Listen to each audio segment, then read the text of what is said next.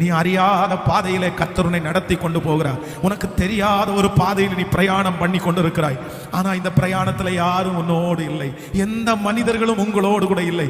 எல்லாரும் உங்களை கைவிட்டார்கள். உங்களுக்கு ஆதரவாய் இருந்த தகப்பன் தாய் ஆதரவு கொடுக்க முடியாத சூழ்நிலையிலே மாற்றப்பட்டார்கள். ஐயோ, எனக்கு தெரியாத ஒரு பாதை, தெரியாத ஒரு வேலை, இதுல நான் எப்படி மேற்கொள்ள போறேன், எப்படி இதை தனியா நான் தாண்ட போறேன். ஆனா கர்த்தர் வாக்கு கொடுக்கிறார், இல்ல இல்ல, உன் கரத்தை பிடித்திருக்கிற நான் யோசேப்பை அவன் அறியாத வழியிலே எப்படி நடத்தினேனோ, தெரியாத பாதையிலே எப்படி நடத்தினேனோ, முடியும் போது அவனுக்கு ஒரு பெரிய மகிமையை எகிப்தில கொடுத்த கர்த்தர் இன்றைக்கு உங்க கரத்தை பிடித்து வாக்கு கொடுக்கிறார்.